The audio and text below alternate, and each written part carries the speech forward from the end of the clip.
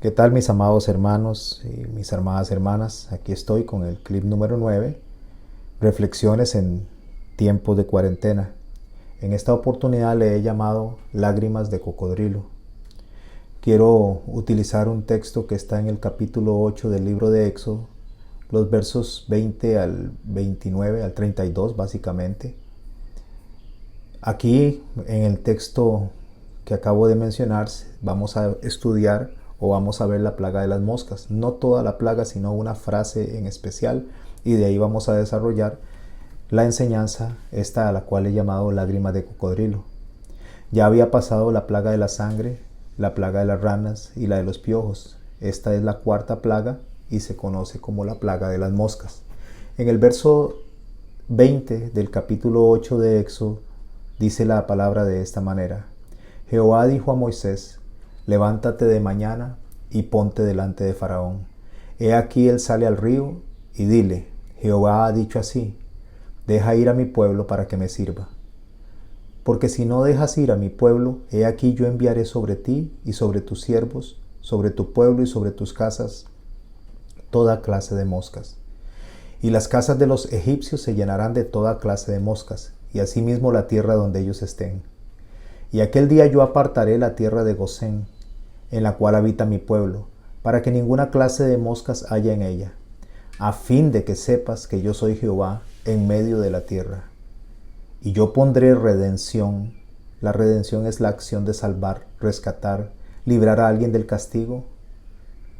Y yo pondré redención entre mi pueblo y el tuyo. Mañana será esta señal. Y Jehová lo hizo así, y vino toda clase de moscas molestísimas sobre la casa de Faraón, sobre las casas de sus siervos y sobre todo el país de Egipto. Y la tierra fue corrompida a causa de ellas. Entonces Faraón llamó a Moisés y a Aarón y les dijo: andad, ofreced sacrificio a vuestro Dios en la tierra. Dijo Faraón: yo os dejaré ir para que ofrezcáis sacrificios a Jehová vuestro Dios en el desierto, con tal que no vayáis más lejos, orad por mí.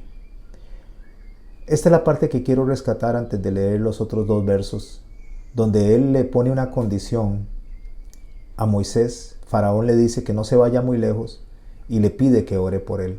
Ese orad por mí pareciera como que Faraón, después de tres plagas, en esta cuarta plaga, ya él está arrepentido, él está deseando darle una respuesta favorable a la demanda de Dios, y le pide a Moisés que se vayan, pero que oren por él. Continuó leyendo en el verso 29. Y respondió Moisés: he aquí, al salir yo de tu presencia, rogaré a Jehová que las diversas clases de moscas se vayan de Faraón y de sus siervos y de su pueblo mañana, con tal, la condición de que le pone Moisés en contra de lo que Faraón le había pedido como condición. La condición de Faraón era que no se fueran muy lejos, pero la condición de Moisés es con tal que Faraón no falte más, no dejando ir al pueblo a dar sacrificio a Jehová. Entonces Moisés salió de la presencia de Faraón y oró a Jehová. Y Jehová hizo conforme a la palabra de Dios y quitó todas aquellas moscas de Faraón, de sus siervos, de su pueblo, sin que quedara una. Mas Faraón endureció aún esta vez su corazón y no dejó ir al pueblo. Aquí Faraón realmente no está arrepentido, realmente Faraón no ha entendido la dimensión de lo que le está sucediendo. No ha entendido que Dios en su misericordia le está advirtiendo, le está diciendo a él, a Faraón, que deje ir al pueblo. Y dice que Dios endureció el corazón de Faraón, pero no nos confundamos, no significa que Dios le está poniendo maldad ni un corazón duro a Faraón, sino que a consecuencia de Dios, Faraón se endurece. Lo que el texto me enseña a mí cuando dice que Jehová endurece el corazón de Faraón es la respuesta que el humano tiene delante de lo que Dios está haciendo. En tiempos de cuarentena nosotros tenemos tal vez personas que reaccionan en contra de Dios, le acusan, lo señalan y lo cuestionan, diciendo que por qué le manda esto a la humanidad, y que incluso que afecta a creyentes como no a creyentes, sin entender, como lo hemos venido aprendiendo durante estas semanas, durante estos clips, que Dios es justo y que jamás vamos a entender sus pensamientos ni sus caminos. porque Dios tiene todo un panorama completo que nosotros no tenemos. Pero volviendo al título, Lágrimas de Cocodrilo, que es lo que deseo poner en sus corazones a través de lo que el Espíritu Santo puso en el mío, Lágrimas de Cocodrilo es el tema de lo que llamaría yo el falso arrepentimiento. Pero quiero explicarle un poco acerca del título de Lágrimas de Cocodrilo. Tal vez alguna vez ustedes escucharon esa expresión, decirle a alguien que tiene lágrimas de cocodrilo o que no me venga con lágrimas de cocodrilo. Pero ¿qué en realidad significa eso y de dónde viene eso? Bueno, por lo general esta expresión, lágrimas de cocodrilo, se le atribuye a las personas que lloran simulando tener una pena o un pesar extremo.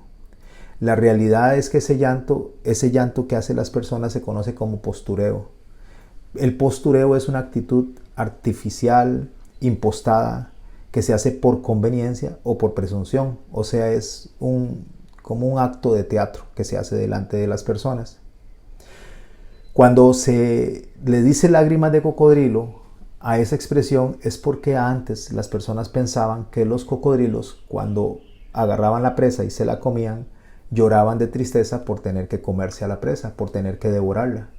Pero la verdad es que los cocodrilos no tienen ningún remordimiento a la hora de comerse a las presas, sino que las glándulas lacrimales es una cuestión de supervivencia que los cocodrilos, por vivir en un medio acuático, entonces cuando ellos salen inmediatamente empiezan a humedecer los ojos para poder sobrevivir al ataque de otros depredadores.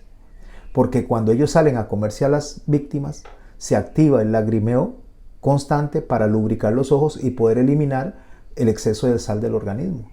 Por lo tanto, el cocodrilo no está llorando porque se está comiendo a la presa. El cocodrilo está llorando, pongo comillas porque no es llorando, no es una acción de llorar, sino una acción de limpieza de los ojos por un asunto de supervivencia.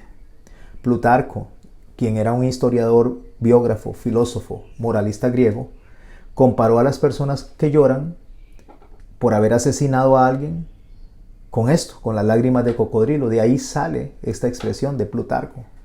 Lo que los cocodrilos hacen al comerse la presa, entonces como Plutarco sabía que esa era la acción que hacía el cocodrilo a la hora de comer, cuando alguien en el tiempo antiguo, en los tiempos de los griegos, mataba a alguien y lloraba después de que lo mató, él le dijo justamente a estas personas que eso significaba tener lágrimas de cocodrilo.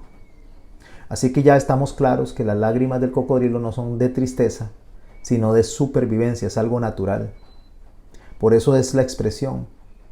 Y esta figura que se ha usado básicamente para poder mostrar que una persona, en lugar de arrepentimiento, lo que tiene es vergüenza, remordimiento, o como el cocodrilo, un acto de supervivencia, o sea, un puro teatro. Pero el arrepentimiento y el perdón siempre van de la mano. No puede ir uno desasociado del otro. Dios está dispuesto a perdonar a las personas, siempre y cuando el arrepentimiento sea genuino. En el Salmo 51:17 nos dice el texto: los sacrificios de Dios son el espíritu contrito, al corazón contrito y humillado, oh Dios, no despreciarás. Lo que el salmista está diciendo es que como tenemos que llegar delante del Señor es con un corazón genuinamente arrepentido que debe estar humillado y contrito. Pero a veces muchas personas el pedir perdón les sale casi que automático. A veces una persona se sube al autobús y se golpea con otro y perdón. O viene y estornuda o erupta y perdón. Esa palabra perdón se ha vuelto tan corriente, tan común, que se le ha perdido la dimensión de lo que esto significa. Ahora, para continuar con lo que quiero enseñar en esta oportunidad, que el Espíritu Santo también me enseñó a mí, con lo que quiero compartir, que el Espíritu Santo me compartió a mí, deseo iniciar con lo que no es arrepentimiento. Quiero explicar lo que no es arrepentimiento para poder llegar a lo que es arrepentimiento. Porque el no arrepentimiento justamente es lo que llamaríamos tener lágrimas de cocodrilo. El arrepentimiento falso, el arrepentimiento impostado, el arrepentimiento actuado. Entonces, ¿qué no es arrepentimiento? Recibir una oración de entrega o decir perdóname Señor por mis pecados, eso no es arrepentimiento. ¿Por qué? Porque hay personas que lo hacen porque tal vez el líder de la iglesia, porque el pastor, porque la esposa, porque el esposo, porque los padres le dicen que debe de orar de arrepentimiento, pero eso no es arrepentimiento. Eso solamente lo que se está haciendo es haciendo una oración que otro le dice que haga, o para que el otro lo vea. Eso es impostado, eso es un acto, eso es conveniente. Por eso lo que nos enseña a nosotros es que son lágrimas de cocodrilo, igual que Faraón. Tampoco es arrepentimiento que clamando a gran voz, echando grandes lágrimas, una persona pegue gritos y gritos y gritos pidiendo que se arrepientan. Eso tampoco es una señal de arrepentimiento. Hay personas que creen que el arrepentimiento está en las lágrimas, en el llorar, y hay personas que dicen, pero es que no derrama ni una lágrima, es que no lo veo que llore, pero podría estar llorando, podría estar derramando lágrimas y no tener absolutamente ni un ápice de arrepentimiento, porque el arrepentimiento no está en las lágrimas, porque podrían ser lágrimas de cocodrilo, podría ser impostado, podría ser falso, podría ser actuado. Tampoco el arrepentimiento consiste en pasar adelante en una iglesia, arrodillarse y hacer una oración de entrega, porque podría ser solamente un ritual exterior.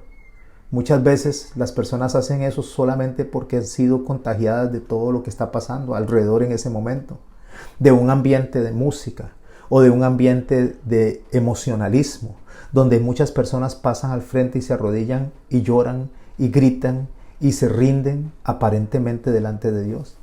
Pero lo único que pasaron al frente fue en una reacción copiada de los otros y en un puro espectáculo. Y eso también son lágrimas de cocodrilo. También confesar los pecados y pedir perdón, eso tampoco es una señal de arrepentimiento. Porque aunque está bien que la gente confiese los pecados, podría reconocer lo que hizo, pero no estar arrepentido. Un asesino, para darle un ejemplo, podría estar delante del juez aceptando su culpa porque no le queda otra, porque todo el escenario, todas las pruebas acusan de que él lo hizo. Entonces, no le queda más que reconocer su pecado, no le queda más que reconocer lo que hizo. Pero eso no es arrepentimiento, eso serían también lágrimas de cocodrilo. Estar triste porque se descubrió el pecado de uno, tampoco eso es arrepentimiento, porque lo que podría tener es vergüenza, podría tener un sentimiento de dolor por haber sido descubierto. Pero la pregunta es, ¿sentiría la misma tristeza, el mismo dolor? ¿Se sentiría de la misma manera? Probablemente que no, porque eso son lágrimas de cocodrilo. Por eso es que la clave para poder nosotros entender dónde está el arrepentimiento, lo podemos encontrar un principio en Proverbios 28:13. El verdadero arrepentimiento significa caminar en la dirección opuesta a lo que se está haciendo.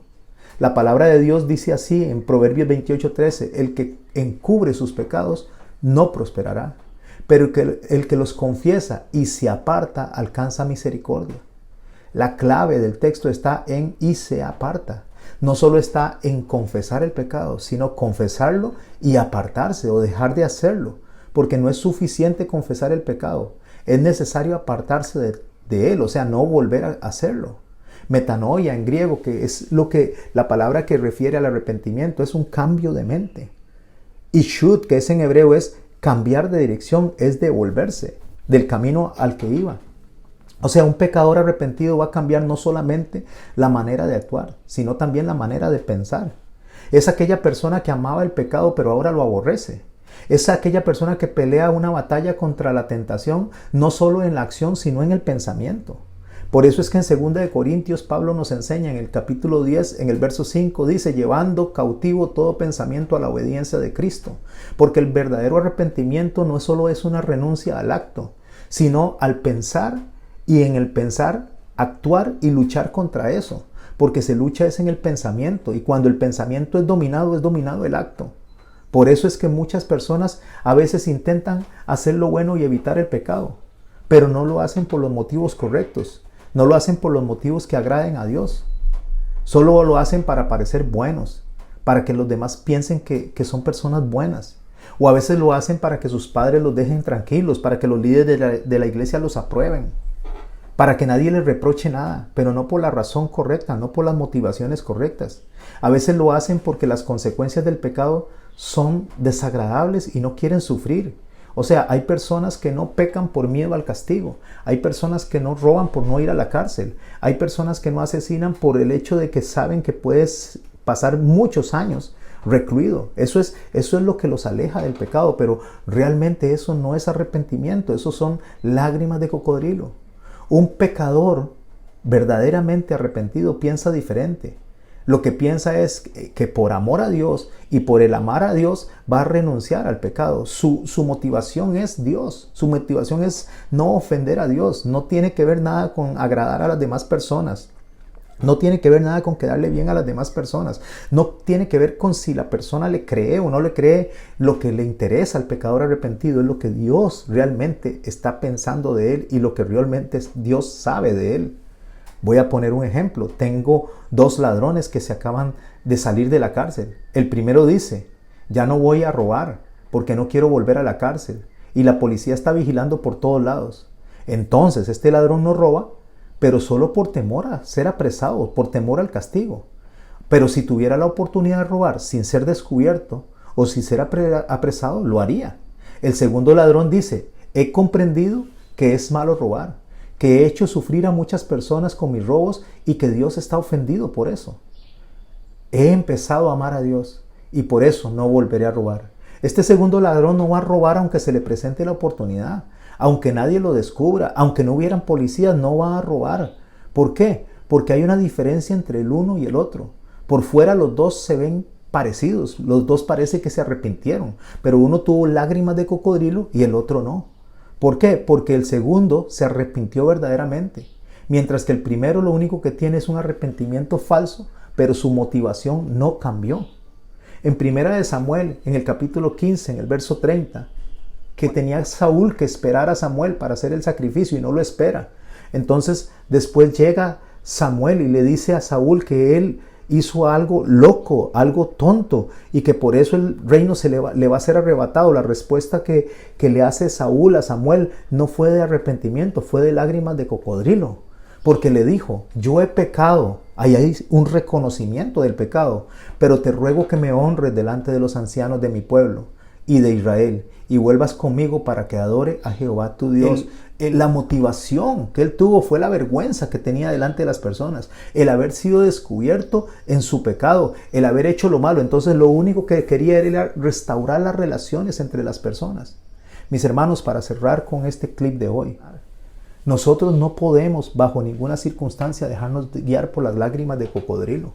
Y cuando estoy diciendo es por la acción que las personas tienen creyendo que con esas acciones están demostrando arrepentimiento. Incluso no debemos de creer nosotros solamente porque hay lágrimas. O tampoco debemos dejar de creer porque no hay lágrimas. ¿En dónde yo puedo darme cuenta que realmente una persona se arrepintió? ¿O dónde puedo darme cuenta que yo mismo me he arrepentido de mis actos? Solamente hay un lugar donde nosotros podemos darnos cuenta.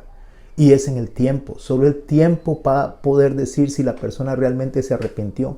¿Y por qué en el tiempo? Porque en el tiempo, en sus actos, en su forma de abordar las cosas, en su forma de llegar a Dios, en ese tiempo es que usted se va a dar cuenta si la persona realmente se arrepintió, o usted mismo se va a dar cuenta si usted realmente se arrepintió.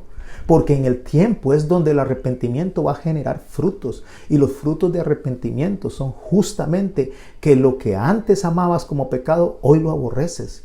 Que lo que antes te gustaba, que desagradaba a Dios, hoy no te gusta. Que ahora lo que más interesa en el corazón y en la mente es que Dios nos encuentre en nuestra mente y corazón como obreros aprobados, que no tengamos de qué avergonzarnos.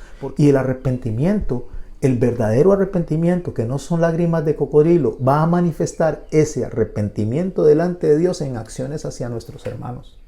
Y una de las acciones que tenemos hacia nuestros hermanos es cuando los vemos que pecan y nosotros recordamos que estuvimos en esa silla y que tarde o temprano nosotros también vamos a necesitar del perdón de las demás personas. Y eso nos va a poner a nosotros en una posición de restauración, porque tenemos que aprender a pedir perdón genuinamente, íntegros, Y aparte de pedir perdón y arrepentirnos, apartarnos del pecado y no volverlo a hacer. Ese es el verdadero arrepentimiento. Pero si las lágrimas son impostadas, si las lágrimas son por conveniencia, si las lágrimas son solamente por tratar de arreglar, como diríamos a lo tico, la torta que nos jalamos, mis hermanos, eso no es arrepentimiento, eso son lágrimas de cocodrilo. Padre, en el nombre de Jesús, te damos gracias, Señor, por venir y traernos este mensaje, esta enseñanza, este clip, Señor, esta reflexión. En el nombre de Cristo te rogamos que nos ayude, Señor, que nos guíe, Señor, para realmente llegar genuinamente con un corazón arrepentido, contrito y humillado delante de ti, Señor.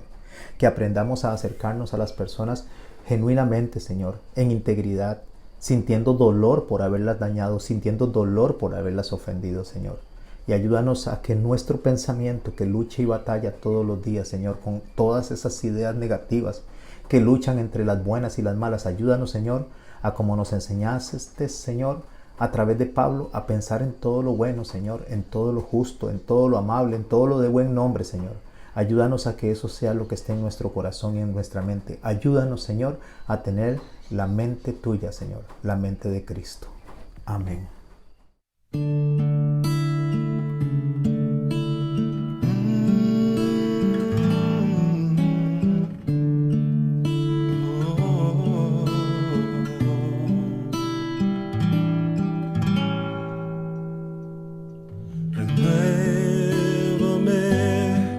Señor Jesús, ya no quiero ser igual. Renuévame,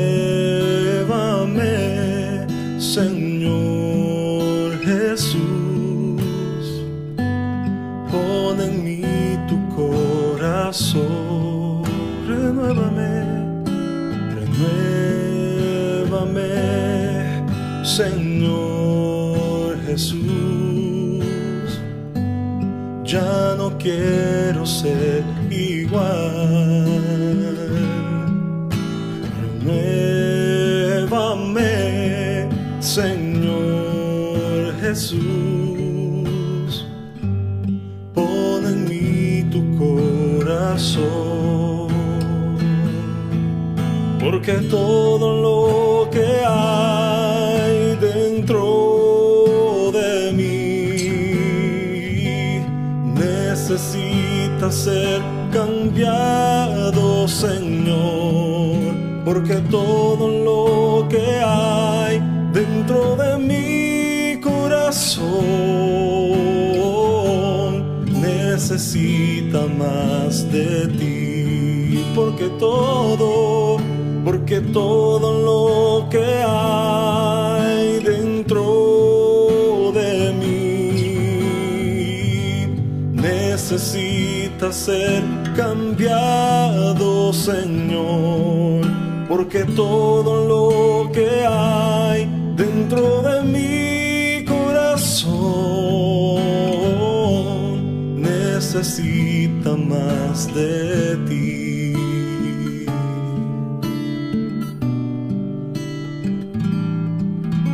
Renuévame,